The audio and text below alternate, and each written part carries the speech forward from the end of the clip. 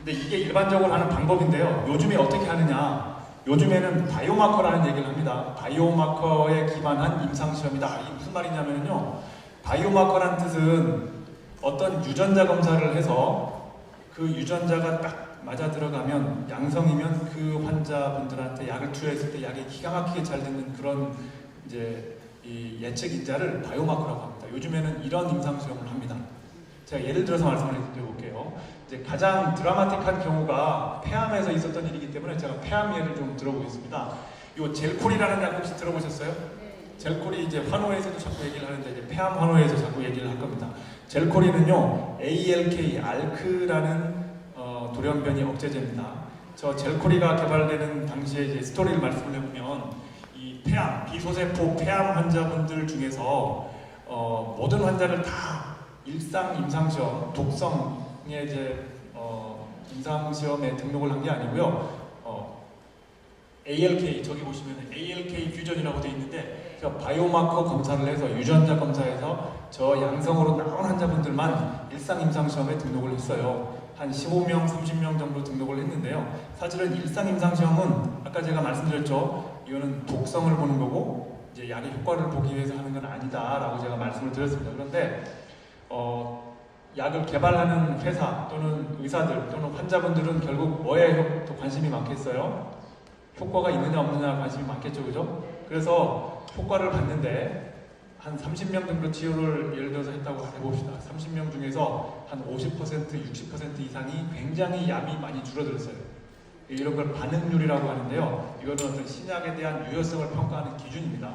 반응률이 60%가 된다는 것은 거의 이거는 꿈의 신약입니다, 사실은.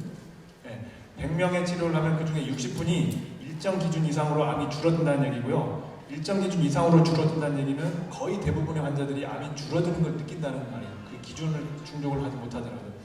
그래서 이 약이 너무나 좋은 약인 것 같다라고 이제 개발하는 팀에서는 생각을 했죠. 그래서 일상 임상시험에서 용량을 결정을 하고 그 다음 단계로 넘어가는데요.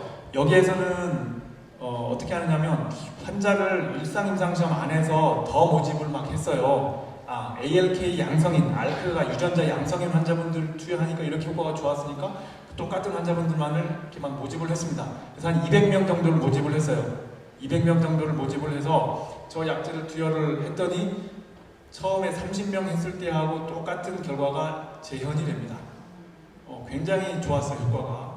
그래서 저 위에 보시면 일상 임상시험이라고 해놓고 용량 정하기 코호트, 확장 코호트라고 되어 있죠. 이거는 이상이 아니고 일상 임상시험 안에서 저 모든 일들이 이루어졌는데요. 일상 임상시험을 그래서 딱 끝내고 200명 정도 그 결과를 가지고 미국의 식약처로 가서 미국의 식약처, 그러니까 미국의 FDA로 이 결과를 가지고 가서 우리가 이렇게 결과가 좋으니까 승인해 주세요라고 했더니 정말 승인을 땅꽝 해줘 버렸어요.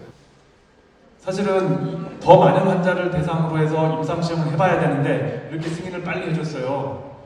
누가 좋을까요? 이렇게 하면? 환자분들 좋죠. 약 빨리 쓰니까. 근데 그런 걱정은 안 드세요? 혹시 이거 200명밖에 안 써봤는데 나한테 혹시 심각한 부작용이 생기면 어떻게 하지? 그런 걱정 안 드세요? 들지만 그래도 써봐야지라는 생각이 드시죠, 그죠? 그러니까 그 마음을 어쨌든 이제 정부 관계자들도 이제 이해를 하는 겁니다. 그래서 이렇게 심각한 질환에 앓고 계신 분들은 완치할 수 있는 약제가 아직까지 나와 있지 않은 경우는 이렇게 임상시험의 중간 단계 효과가 아주 좋으면 신속 승인이라는 제도가 있어요. 미국에는 신속 승인이라는 제도가 있습니다. 단지 조건은 뭐냐 하면요, 저쪽에 보시면 신속 승인의 조건은 3상 임상시험을 해서 결과를 가져가야 됩니다. 그래서 승인은 돼 있고 3상 임상시험을 지금 이렇게 하고 있는 그런 상태입니다. 그러니까 이게 임상시험이 뭐냐면 바이오마커 기반 임상시험이라는 겁니다. 바이오마커 기반.